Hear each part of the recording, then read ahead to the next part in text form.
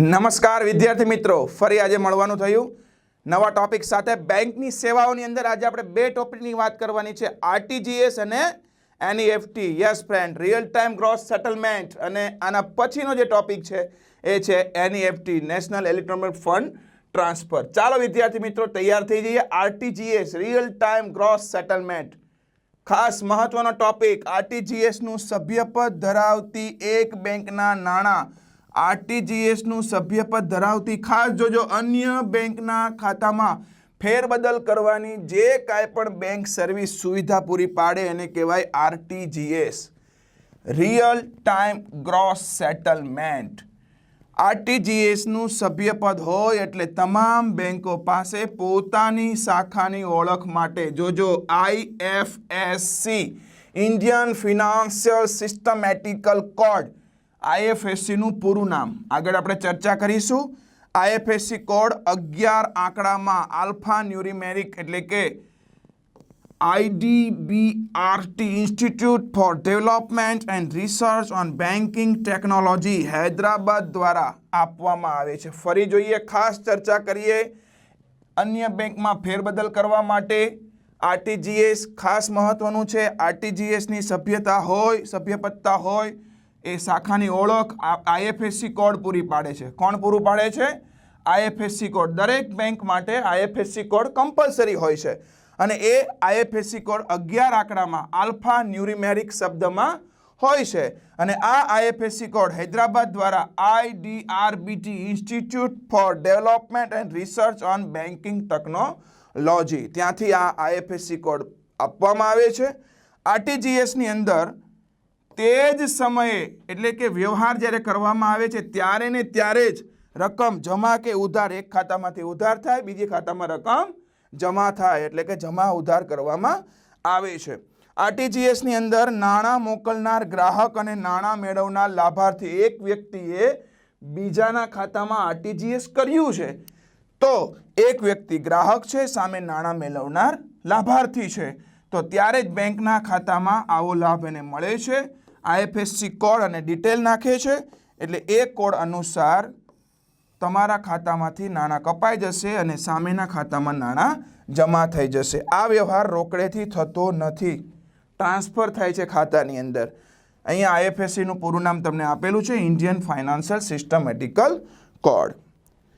RBI દ્વારા RTGS પદ્ધતિમાં ખાસ ધ્યાન આપજો વિદ્યાર્થી મિત્રો, 2 લાખ કે તેથી વધુ રકમ જમા કરવાની સેવા આપવામાં આવે છે. આરટીજીએસની અંદર 2 લાખ કે તેથી વધુ રકમ જમા કરવાની સેવા આપવામાં આવે છે. આ પદ્ધતિમાં ગ્રાહક તરફથી જે તે ગ્રાહકના ખાતામાં નાણાં જમા કરાવવાની સૂચના આપવામાં આવે છે અને તે જ દિવસે ગ્રાહકના ખાતામાં આ રકમ ઉધાર કરવામાં આવે છે, મતલબ તેના ખાતામાં જમા રકમ કરવામાં આવે છે. આ છે આરટીજીએસ. ફરી જોઈએ વિદ્યાર્થી મિત્રો, આરટીજીએસની અંદર આરટીજીએસનું સભ્યપદ ધરાવતી બેંક, એક બેંકના નાણાં આરટીજીએસનું સભ્યપદ ધરાવતી અન્ય બેંકના નાણાંમાં જો ટ્રાન્સફર કરવી હોય તો એ બેંકની સુવિધા અનુસાર આરટીજીએસ થાય છે. બેંકના સભ્યપદ માટે બેંક પાસે પોતાની શાખાની ઓળખ માટે શું હોવું જોઈએ? IFSC code. યસ મિત્રો. અને આઈએફએસસી કોડ કેટલા આંકડાનો છે મિત્રો? યસ, 11 આંકડામાં આલ્ફા ન્યુમેરિકલ એટલે કે IFSC code IDRBT, institute for development and research on banking technology, Hyderabad દ્વારા આઈએફએસસી કોડ બેંકને પૂરો પાડવામાં આવે છે. નામ છે RTGS, real time cross settlement, એટલે કે તે જ સમયે ખાતાની અંદર નાણાં જમા કે ઉધાર કરવામાં આવે છે. અહીં નાણાં મોકલનાર અને નાણાં મેળવનાર બંને વચ્ચે આરટીજીએસનો લાભ મેળવવામાં આવે છે. આરબીઆઈ દ્વારા આરટીજીએસ પદ્ધતિમાં કેટલી રકમ માટેની સેવા પૂરી પાડે છે? યસ, 2 લાખ કે તેથી વધુ રકમ માટે. અને તે જ દિવસે નાણાં આરટીજીએસમાં ઉધાર જમા થાય છે એટલે કે ગ્રાહકના ખાતામાં નાણાં કપાઈ જશે, સામે લાભાર્થીના ખાતામાં નાણાં જમા થશે.